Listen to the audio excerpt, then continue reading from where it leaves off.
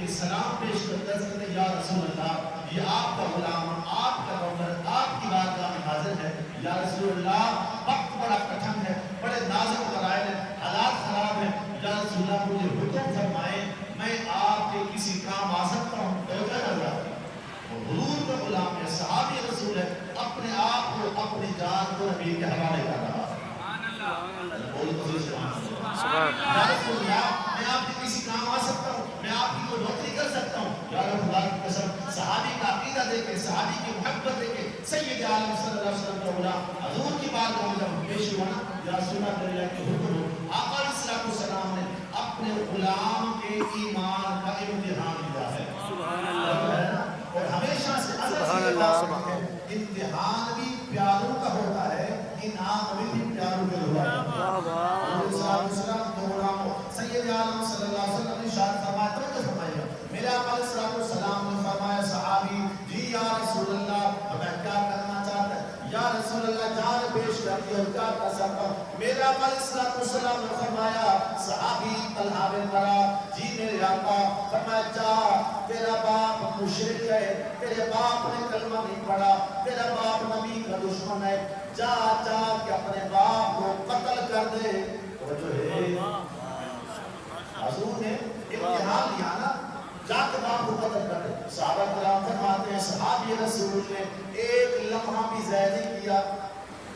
ایک سیکنڈ ضائع نہیں کیا فوراً پلٹا جلدی دربار مصطفیٰ سے باہر نکلنے کی کوشش کی تاکہ جلدی جا کے نبی کے فرمان کو پورا کرے آقا دو عالم صلی اللہ علیہ وسلم نے واپس بلایا جلدی سے بلایا جی یا رسول اللہ میرا آقا علیہ السلام نے فرمایا صحابی جی میرے آقا میرا آقا علیہ السلام نے فرمایا صحابی سنو میں رشتوں کو توڑنے کے لیے نہیں آیا میں محمد کو دلوں کو جوڑنے کے لیے آیا سبحان اللہ دل شکستہ جو مانتا نہیں بولے گا بڑا تو لگے گا شاید بھائی دل شکستہ وہ جوڑ دیتے ہیں دل شکستہ وہ جوڑ دیتے ہیں بات ان پہ تو چھوڑ دیتے ہیں ان کے کرم کا کیا کہنا لاکھ مانگو کروڑ دیتے ہیں سبحان اللہ حضور فرمایا میں توڑنے نہیں میں تو جوڑنے کی جائے حسام الزام فرماتے ہیں کچھ دن گزرے صحابی بیمار ہو گئے میں وہ قصر کر رہی سے باپ کو صحابی بیمار ہو گئے گھر والوں کو رشتہ داروں کو وصیت کر دی اگر میرا انتقال شام کے وقت ہو جائے نا میں انتظار نہ کرنا کہ میری میت پڑی ہے کیونکہ حضور علیہ السلام کا فرمان ہے نا انہیں 5 کاموں میں جلدی کیا کرو اور ان 5 کاموں میں سے ایک فرمان یہ بھی ہے کہ مرنے والوں کو جلدی دفن کر دیا کرو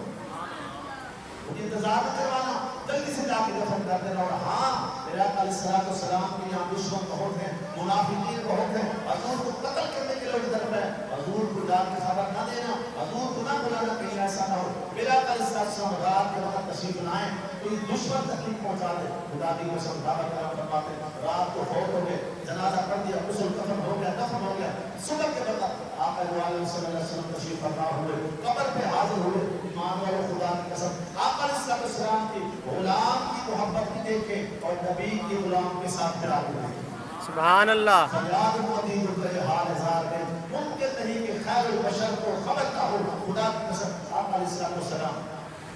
حضور علیہ السلام غلام کی قبر میں تشریف لائے آقا علیہ السلام نے آ کے نماز جنازہ پڑھی توجہ ہے نا نماز جنازہ پڑھی اس حدیث پاک سے دیگر لوگ کہتے ہیں کہ غیبانہ نماز جنازہ جائز ہے امام اعظم ابو حنیفہ رضی اللہ تعالیٰ عنہ نے اس